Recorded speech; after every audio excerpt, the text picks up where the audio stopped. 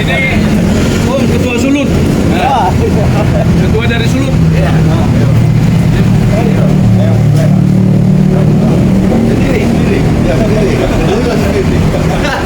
Bukain pintunya.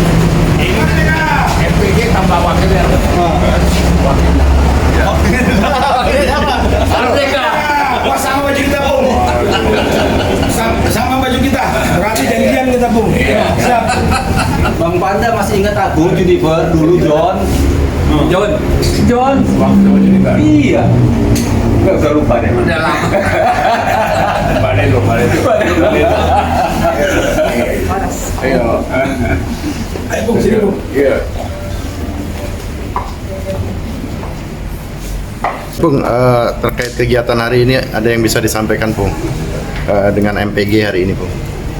Terus saja fenomena yang terjadi sekarang beda dengan 5-10 tahun yang lalu. Berjamurnya relawan. Ya.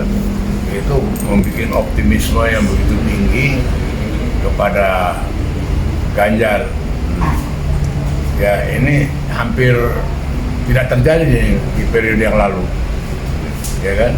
Begitu banyaknya relawan, lahir sendiri, berkembang sendiri, dan bikin namanya suka-suka. Ya. Dan yang fenomenal lagi itu loh, itu terus terang cukup menarik gitu. Dan saya terus terang berharap sangat dengan masyarakat pendukung Ganjar ini menjadi sumber inspirasi, menjadi memberikan pencerahan-pencerahan, pemahaman-pemahaman baik dalam berpolitik maupun bagaimana meyakinkan masyarakat untuk mereka itu memilih Ganjar. Dan mereka betul-betul bukan hanya yakin, Ainul yakin, aku yakin memang Ganjar lah pemimpin yang akan meneruskan kepemimpinan Jokowi. Bung, ada pesan-pesan khusus nggak, Bung? Karena ini diprediksi pertarungan 2024 ini lebih keras dibanding pemilu sebelumnya, Bung. Kalau kita berada di dalam rel aturan permainan yang ini, ya terus terang aja tidak ada sesuatu yang kita khawatirin, ya. Dan terus terang aja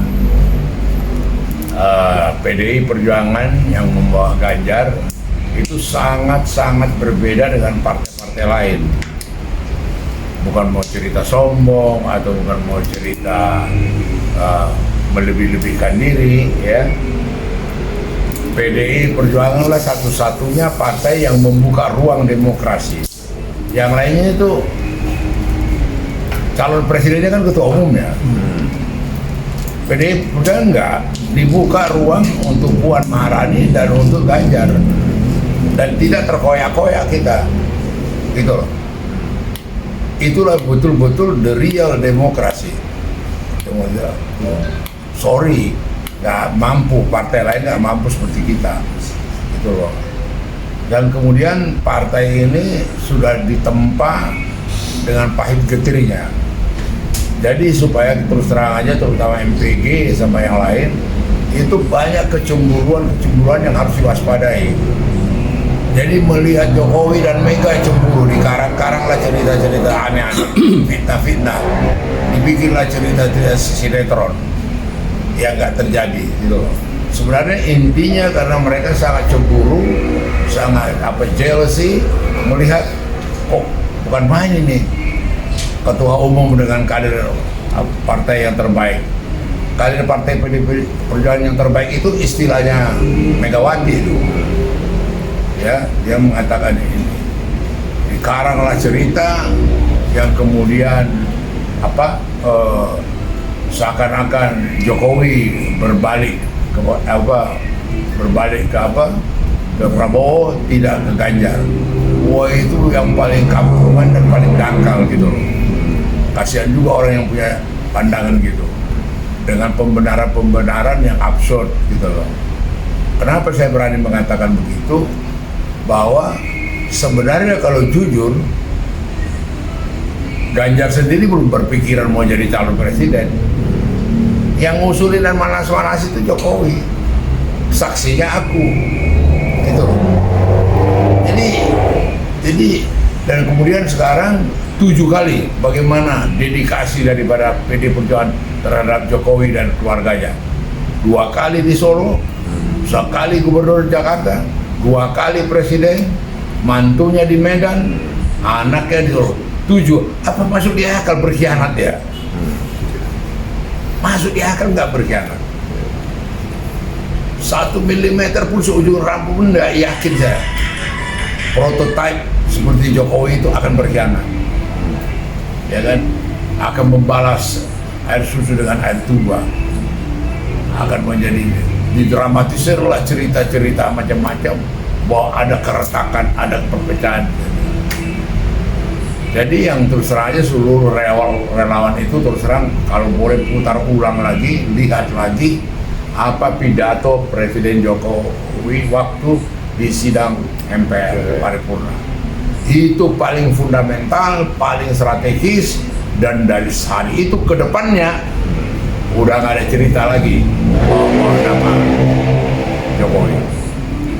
Itu tegas, saya bukan ketua koalisi, saya bukan ketua fraksi, saya bukan lurah, saya bukan ini, saya bukan ini, saya bukan ini. Nah, disinilah kita lihat kualitas partai-partai lain itu menanggapi. Jadi sekasar-kasar Rocky Gerung menghantam Jokowi dengan dikatakan bajingan, tolol dan segala, apa reaksi Jokowi? Urusan kecil. Saya pergi ke provinsi A, saya pergi ke provinsi B, kabupaten A, aku lihat gambarku, aku lihat apaku. Berarti dia tidak tahu itu gambar, berarti tidak izin dia. Dibikin gambarku dengan ada orang dengan ini, ya kan?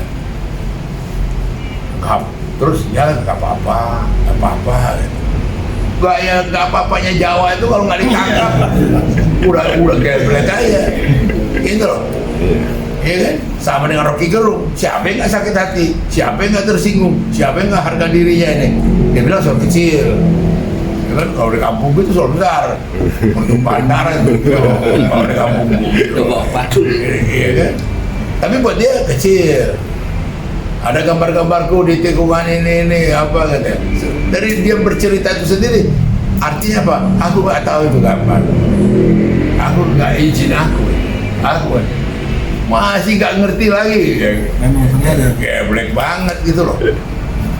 Kalau aku terus terang dengan pidato itu gambar-gambar itu cabutin semua atas kesadaran ini. Itu yang apa? Berarti pesannya kepada relawan jangan ragu ya, betul. Apa ya? Loh, kalau pesan ke relawan udah bekerja lah. Kerja ya. Kita bertarung lah. Tarung. Tidak ada kemenangan tanpa pengorbanan. Iya kan? Siap. Nggak korban materi, korban tenaga, korban pikiran. Iya dong. Nggak ada pengorbanan gitu loh. Iya. Ya, makasih Opung. Iya. Ya. Ada Pak Ketum mau nambahin? Oke, ya. Selamat siang, assalamualaikum. Terima kasih waktunya. Jadi saya Ketua Umum beserta jajaran DPP MPG, kebetulan ada perwakilan dari Sumatera Utara, Sulawesi Utara, dan dengan hadirnya Ketua Dewan Pembina kita, Ketua Dewan Penasehat kita, saya ucapkan terima kasih banyak atas waktu dan atensinya. Mengenai penjelasan tadi yang sudah diuraikan oleh Ketua Dewan Penasehat kita, senior kita, Bapak Pandana Baban. Jadi memang dengan adanya keluasan gaya politik Pak Jokowi ini, kalau saya melihat segelintir kelompok sedang memainkan kebaikan dan kelulusan Pak Jokowi. Ya, jadi setelah kita mendengar penjelasan Pak Panda sebagai pelaku sejarah mengenai Pak Ganjar dan Pak Jokowi ini, ya ini sudah jelas artinya mereka ini memang sengaja memainkan ini kelompok-kelompok tertentu untuk memecah belah internal dari kelompok Pak Jokowi kemarin, di mana memang kalau saya lihat para kelompok-kelompok Pak Jokowi kemarin memang ada yang tulus, tapi ada juga yang ya money oriented. Jadi untuk kelompok-kelompok seperti itu ya kita alhamdulillah, puji Tuhan, keluar dari barisan kita puji Tuhan, alhamdulillah. Jadi kita tahu siapa yang memang pejuang sejati Pak Jokowi dan Pak Ganjar, siapa yang memang bukan pejuang sejati Pak Jokowi dan Pak Ganjar. Demikian komentar dari saya. Mungkin ada tambahan Pak Sekjen. Ya intinya seperti kita kutip dari keluarga penasihat kita, ya kita relawan ini harus terjun ke masyarakat, bekerja keras, Bertarung ya. bertarung dengan idealis satu, yaitu menjaga NKRI. Itu yang harus kita pertahankan. Jadi buat kawan-kawan yang perwakilan dari DPW Sumut, dari Sulut, berterima kasih. Saya lihat perkembangannya sangat begitu pesat sampai kepada DPD sudah terbentuk dan kecamatan, kelurahan. Nah, ini akan kita bangun terus supaya masyarakat masih banyak ini yang ragu-ragu siapa itu calon presidennya katanya kan. Nah, situlah tugasnya relawan supaya kita bisa bekerja lebih keras lagi. Terima kasih. Siap. Tambahan dari Sulut mengenai program kepala sekolah. Enggak, Pak dulu. Ya. Kepala sekolah. Saya sebagai Ketua MKK Sulawesi Utara mengaminkan semua penyampaian dari Pak Hukum yang begitu luar biasa, dan memang kita lebih termotivasi dengan petunjuk-petunjuk tadi, dan Ketua Umum kita dan Sekretaris kita begitu hebat untuk memotivasi kita menjabarkan ke masyarakat. Dan memang saya di sana sudah ada program akar rumput saya laksanakan, dan ada acara-acara yang lebih gebiar, termasuk tadi kepala sekolah dan guru-guru kita libatkan dalam kegiatan-kegiatan ini, karena ini kan relawan, jadi bukan pilih bupati, bukan pilih gubernur, tapi pilih presiden. Nah, terima kasih. Terima kasih. Silakan dari Medan. Pak Sumut. Kalau kami dari Sumatera Utara saat ini berterima kasih kepada Pak Panda Nababan, Pak Ketum, juga dari rekan dari Sulawesi Utara sudah memahami dengan kejadian ini, dan hal ini pagi ini dipertegas oleh Bang Panda Nababan kepada kita, 1 mm pun jangan ada keraguan bahwa Pak Jokowi itu tidak mungkin akan mengkhianati 7 hal yang disampaikan Bang Panda tadi, itu menjadi tolok ukur. Jadi kalau kami melihat dari instruksi Megawati Soekarno Putri sebagai pengusung Pak Ganjar Pranowo, semua relawan, semua kader partai segera ngerumput. Artinya turun ke bawah, jumpain rakyat, dan asa itu tanduk untuk untuk berjaga-jaga. Jadi ini yang perlu, kalau kami Sumatera Utara sudah segera melakukan itu, maka kami ada strategi di 134 kecamatan itu sama dengan 53% pemilih, kami sudah melakukan konsolidasi dengan rapi, dan kami akan menjaga itu. Ditambah lagi nanti wilayah atau zona putih nanti yang secara mutlak akan memilih Ganjar Pranowo. Tinggal satu langkah lagi, kapan Pak Jokowi menyatakan mendukung Ganjar Pranowo, kemenangan dari tangan kita. Itu saja. Terima kasih Bang. dari Ketua Dewan Pembina. Pak Ketua. Ada yang ingin disampaikan. Baik, ya terima kasih kepada Bapak dan teman penerus ya, opung kita tuh senior kita yang tidak asing lagi. Jadi tadi kita sudah mendengar ya sedikit penjelasan dari para pengurus. Jadi ini sangat menarik buat saya, Pak. Akhir-akhir ini kalau saya amati luar biasa para cara-cara lawan-lawan dari Ganjar ini mengungkapkan sesuatu yang tujuannya adalah menyesatkan rakyat lah saya katakan. Kenapa menyesatkan? Kalau kita dengar akhir-akhir ini ya ada 3 person yang merupakan teka-teki karena masalah ini sangat membuat suatu pertanyaan, timbul pertanyaan, apakah Pak Jokowi sendiri yang berbohong, apakah Pak Prabowo, dan apakah Pak Hasim Ning, adiknya Prabowo. Jadi tentu sebagai seorang yang dibekali dengan akal dan budi, ya, seorang yang mempunyai pengamatan tentang Pak Jokowi itu bagaimana perilakunya, tentu kalau saya sendiri dapat memastikan bahwa omong-omongan itu adalah omongan kosong, hanya untuk mempengaruhi masyarakat yang akan terpengaruh gitu. Mereka tidak memahami bahwa rakyat kita ini sudah dengan pengalaman beberapa pemilu ini sudah pintar gitu. Jadi mereka mengetahui bahwa ibaratnya kalau emas itu di mana juga ditaruh di lumpur ya tetap emas, ya. Jadi kita yakin dan percaya masyarakat jangan ada keraguan-raguan sedikit juga, ya. Artinya dapat kita pastikan bahwa Ganjar ini adalah identik dari Jokowi. Jadi data menunjukkan kepercayaan kepada Jokowi sekitar 80 sampai 82%. Artinya tidak ada lagi yang diragukan sebenarnya, ya. Jadi namun demikian perlu kita ingatkan sebagai warga negara yang mempunyai hak dan kewajiban untuk memperjuangkan bagaimana tujuan atau cita-cita kita merdeka itu dapat tercapai, ya.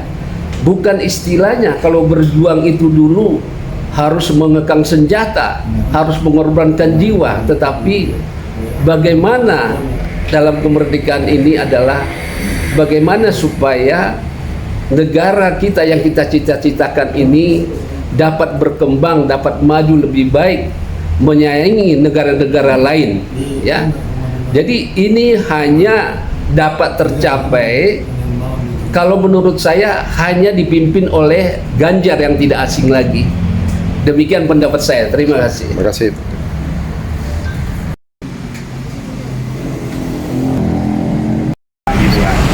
Bang, terkait kegiatan hari ini ada yang bisa disampaikan, Bang? Ya, saya ke Jakarta ini karena mengatur bagaimana kita menjadi relawan yang luar biasa se-Indonesia. Jadi kita memberikan pendapat-pendapat yang lebih bagus supaya kita sinergi, ya, dalam rangka pemenangan daripada Bapak Presiden itu Bapak Ganjar Pranowo. Pasti, karena kita harus punya program-program untuk pemenangan ini, ya kita jauh-jauh hari lah harus dibahas secepatnya strategi-strategi itu supaya kita mendapat hasil yang baik. Terima kasih. Siap. Terima kasih, Bang. Dari Ketua MPG Sulawesi Utara, ya? Ya, saya dari Ketua Masyarakat Pendukung Ganjar Sulawesi Utara. Kami berdua, Ketua dan Sekretaris saya. Sini, Bang. Sini, Bang.